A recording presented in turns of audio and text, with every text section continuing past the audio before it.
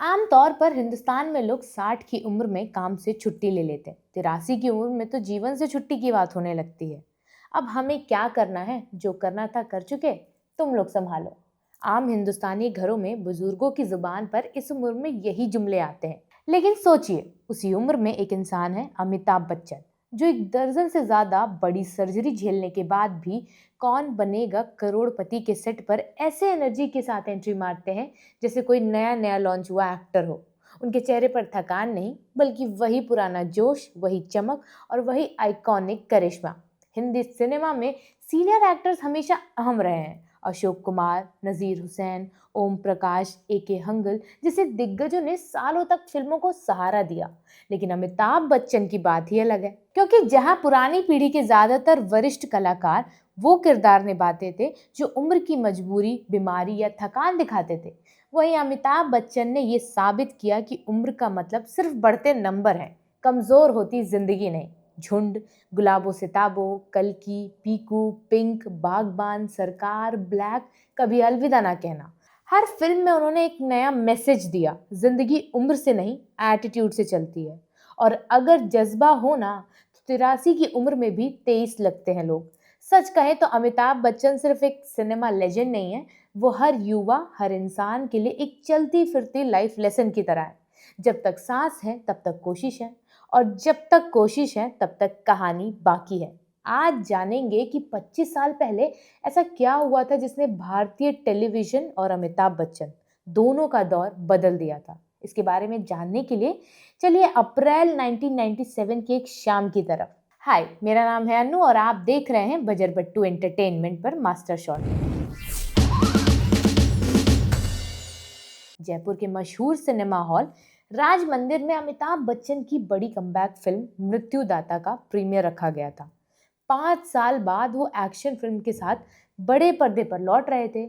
और क्योंकि इस फिल्म को उनकी अपनी कंपनी एबीसीएल ने बनाया था, जी हाँ, अमिताभ बच्चन की company Amitabh Bachchan corporation limited, उनका एम्बिशन, उनका सपना और आखिरकार उनका सबसे बड़ा बोझ बन चुका था। मृत्युदाता से सबको उम्मीदें भी थी, लेकिन फिल्म इतनी कमजोर निकली कि खुद जया बच्चन इंटरवल के बाद ही उठकर बाहर चल पड़ी।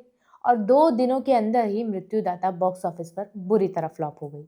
हुआ क्या कि अमिताभ बच्चन का स्टारडम 90 के दशक की शुरुआत में ही गिरने लगा था। उनकी लगातार बड़ी फिल्में गंगा जमुना सरस्वती, तूफान, जादूगर और मैं आजाद हूँ सब बॉक्स ऑफिस पर धाराशायी हो गई थी। बीच में आज का अर्जुन और हम जैसी फिल्मों ने थोड़ी राहत दी, लेकिन फिर अजूबा, इंद्रजीत, अकेला, अग्निपथ और खुदा गवाह जैसी फिल्मों की नाकामी ने साफ कर दिया कि बतौर हीरो उनका दौर खत्म हो रहा है। इन फिल्मों के बाद अमिताभ ने एक्टिंग से थोड़ा ब्रेक लिया और अपनी खुद की कंपनी एबीसीएल पर फोकस करने लगे।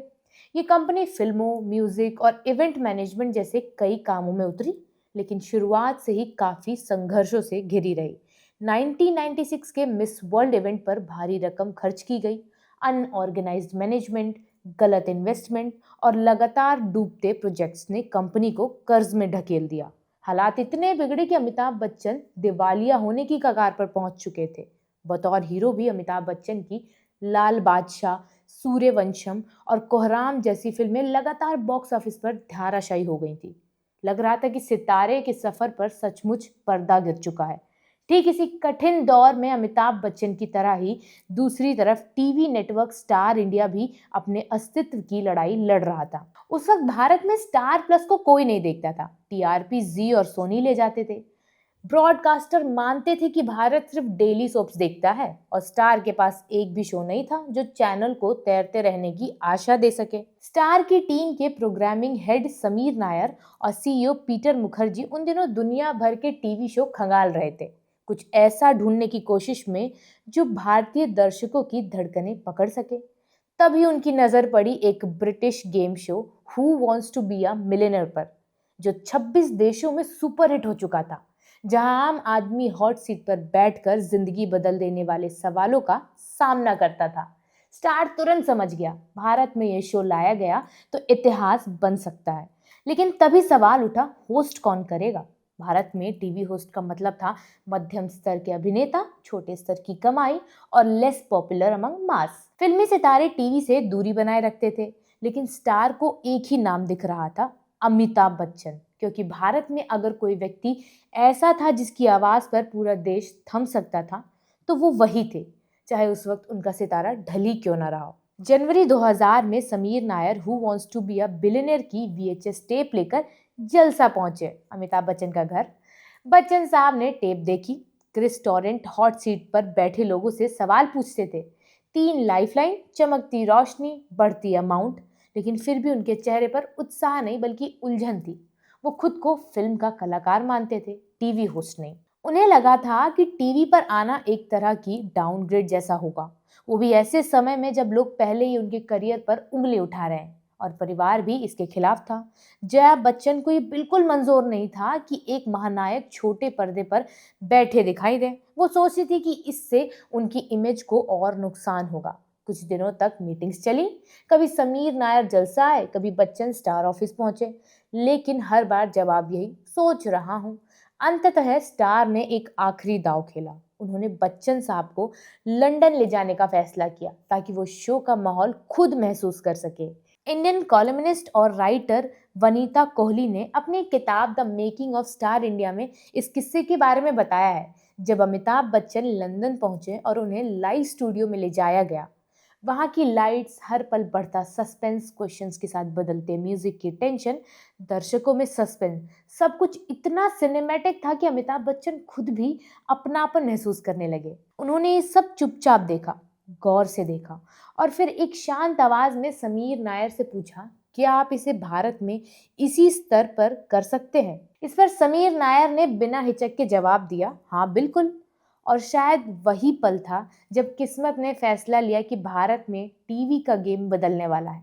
भारत लौटने के बाद अमिताभ बच्चन ने 3 महीने सोचने के बाद आखिरकार जीवन का सबसे साहसी निर्णय लिया और शो के लिए साइन कर दिया।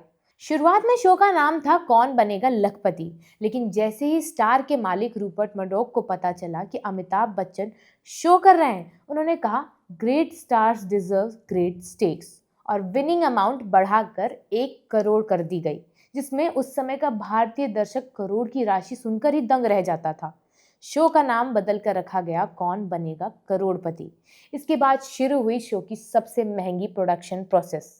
अच्छा, यहाँ भी एक कहानी है। इस शो का पहला प्रोमो एपिसोड इंडिया में नहीं बल्कि लंदन के शेफर्ड बुश स्टूडियो में शूट हुआ था। इस प्रोमो को Indian television producer Siddharth Basu ने डायरेक्ट किया था।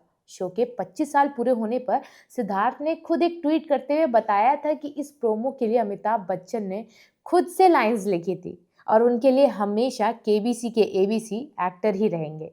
इस प्रोमो में अपनी गहरी असरदार आवाज में अमिताभ बच्चन कहते हैं, मैं यहाँ, आप वहाँ, हम दोनों के बीच 15 सवाल और आप बन सकते हैं करोड़पति। सिर्फ इतना सुनते ही लोगों को एहसास होने लगा था कि भारतीय टेलीविजन पर कुछ ऐसा होने वाला है जो पहले कभी नहीं हुआ है। इसके बाद मुंबई के फिल्म सिटी में सेट बनाया गया, जिसकी design blue glass, metallic arcs, घूमने वाली हॉट सीट और ऊपर मंडराता मेगा रिंग लाइट, सब इंटरनेशनल क्वालिटी का। ये उन दिनों किसी भी इंडियन शो से काफी ज्यादा ग्रैंड था। लेकिन किस्मत ने यहाँ भी हल्की शरारत की। मुंबई में पहले शूट वाले दिन अचानक पूरी बिजली चली गई। 3 घंटे तक इंतजार हुआ, मशीनें बंद पड़ी रहीं, पूरा सेट अंधेरे में डूब गया और आखिर में शूट रद्द करना पड़ा। हालांकि इसके बाद सभी एपिसोड बिना किसी परेशानी के शूट हुए और आखिरकार वो दिन आया 3 जुलाई 2000 रात 9 बजे। भारत के लाखों घरों में टीवी स्क्रीन पर पहली बार नीली रोशनी चमकी और एक गंभीर आवाज सुनाई दी, नमस्कार, मैं अमिताभ बच्चन बोल रहा हूँ और आप देख रहे हैं कौन बनेगा करोड़पति। लोग टीवी के सामने ऐसे जम गए जैसे पूरा देश एक साथ किसी फिल्म का क्लाइमेक्स देखने लगा हो। पहले ही एपिसोड में खेल का रोमांच, सिग्नेचर ट्यून और अमिताभ बच्चन के सवाल पूछने का ठहराव, सब जादू बन गया। शो जबरदस्त टीआरपी देने लगा, जो कि आज भी एक रिकॉर्ड है। स्टार इंडिया, जो कभी तीसरे स्थान पर रहता था, देखते ही देखते नंबर 1 चैनल बन गया। सबसे बड़ा चमत्कार ये हुआ कि ये शो सिर्फ दर्शकों की नहीं बल्कि खुद अमिताभ बच्चन की किस्मत भी बदलने आया था। उनकी आर्थिक स्थिति सुधरने लगी, एबीसीएल के कर्ज धीरे धीरे उतरने लगे, लोग फिर उनके अभिनय के प्रशंसक बनने लगे और उसी साल फिल्म मोहब्बतें रिलीज हुई, जिसने उनका फिल्मी करियर फिर से उठा दिया। अमिताभ बच्चन ने बाद में शो के 1000 एपिसोड पूरे होने पर एक इमोशनल बात कही थी। उन्होंने कहा था कि ये शो साल 2000 में शुरू हुआ था। उस समय मुझे कोई आइडिया नहीं था। लोग कहते थे बड़े पर्दे से छोटे पर्दे पर जाने से मेरी इमेज खराब हो जाएगी। लेकिन मेरे हालात ऐसे थे कि मुझे फ़िल्मों में काम नहीं मिल रहा था। लेकिन शो के प्रीमियर के बाद जिस तरह के रिएक्शंस मुझे मिले, उनसे मुझे एहसास हो गया कि मेरी दुनिया बदल चुकी है। धीरे-धीरे केबीसी की लोकप्रियता का असर ऐसा हुआ कि जी टीवी ने सवाल 10 करोड़ नाम का शो लाने की कोशिश की, लेकिन वो शो कुछ ही हफ्तों में ध्वस्त हो गया। केबीसी की आत्मा सिर्फ एक ही इंसान में थी, अमिताभ बच्चन।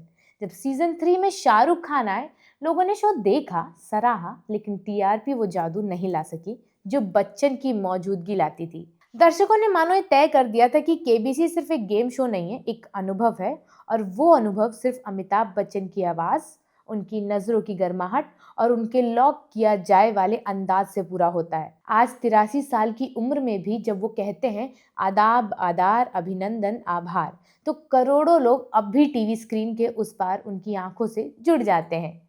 केबीसी ने सिर्फ दर्शकों को नहीं बदला, उसने एक टूटे हुए महानायक को फिर से खड़ा किया, एक डूबते चैनल को देश का नंबर 1 बनाया और भारत के टीवी इतिहास को हमेशा के लिए बदल दिया। ये कहानी उस साहस की है जो तब जन्म लेता है जब इंसान सबसे नीचे होता है और वही समय उसे सबसे ऊपर ले जाता है। और इस कहानी के केंद्र में है अमिताभ बच्चन, जो कभी गिर पड़े थे लेकिन फिर उठे और देश ने उन्हें फिर अपने दिल का शहंशाह बना दिया। कमेंट सेक्शन में आप बताइए कि केबीसी के बनने और अमिताभ बच्चन के दोबारा चमकने की कहानी कैसी लगी आपको। मैं आपसे मिलूंगी फिर एक और एपिसोड में। तब तक के लिए देखते रहिए बजर बट्टू एंटरटेनमेंट।